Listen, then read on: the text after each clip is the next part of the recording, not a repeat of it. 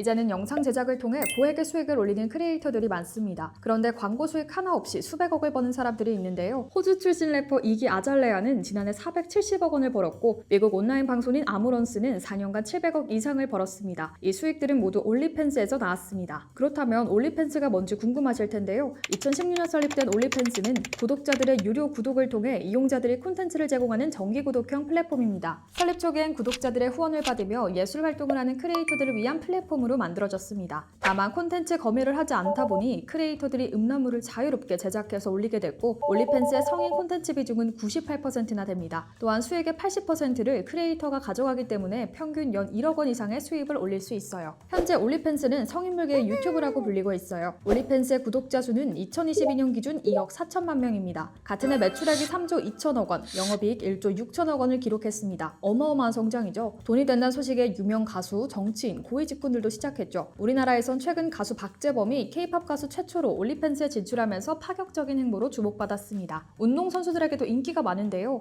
박범으로 알려진 격투기 선수들이 올리팬스로 수익을 얻어 훈련비와 생활비를 벌고 있습니다. 심지어 대학에서 법학을 전공한 여성 복서도 올리팬스를 합니다. 한 방송에서 시청자가 이런 영상을 찍은 걸 나중에 자녀가 보면 어떡하냐고 물었는데 그녀는 울지 않을까요? 페라리 안에서 라고 대답했어요. 심지어 연봉 1억 원을 받는 변호사였던 한 미국 여성은 이를 그만두고 올리팬스를 시작해 3개월 만에 2억 3,500만 원을 벌었어요. 모녀가 함께 올리팬스를 하는 경우도 있습니다. 90년대 미국의 섹시 아이콘이었던 데니스 리처드와 딸 샘은 함께 올리팬스를 합니다. 특히 샘은 스스로를 성노동자라고 표현하는데요. 주요 수입원이 올리팬스에서 나오기 때문이라고 하죠.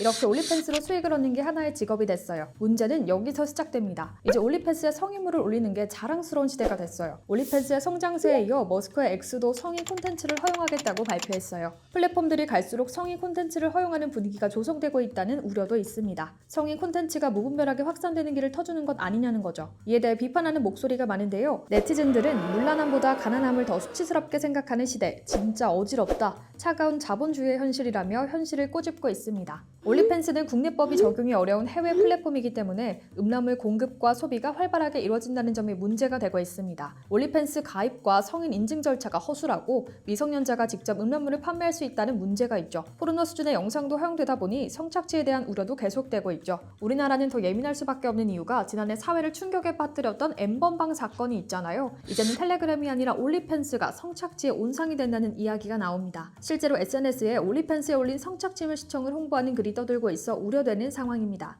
해외에서도 성착취물 유통으로 논란이 된 바 있습니다. 2021년 5월 영국 BBC는 청소년들을 대상으로 한 성착취물들이 올리팬스에서 대거 유통되고 있는 실태를 폭로하기도 했죠. 논란이 일자 비자 마스터 등 글로벌 전자결제 업체들은 올리팬스를 상대로 결제를 중단하겠다고 발표했는데요. 실제로 올리팬스는 음란물 금지를 발표했으나 이용자들이 거세게 반발하자 올리팬스는 불과 일주일 만에 포르노 유통 금지 조치를 돌연 취소했습니다.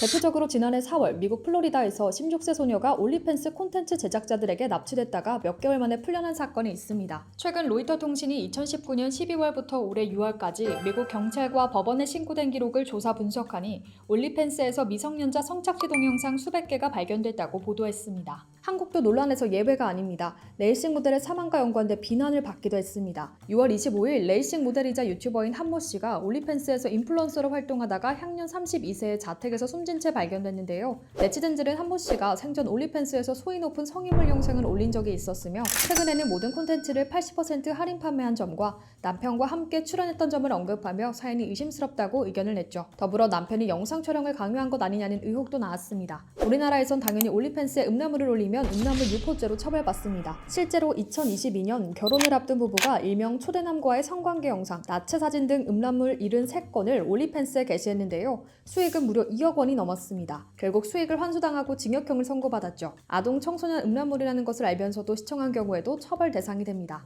반대로 우리나라가 성인물에 대해 너무 보수적인 태도를 보인다는 의견도 있습니다. 여성이 자신의 신체를 촬영한 영상을 판매해 수익을 올리는 행위는 자기 결정권 행사를 한 것이라며 국가가 지나치게 간섭한다는 겁니다.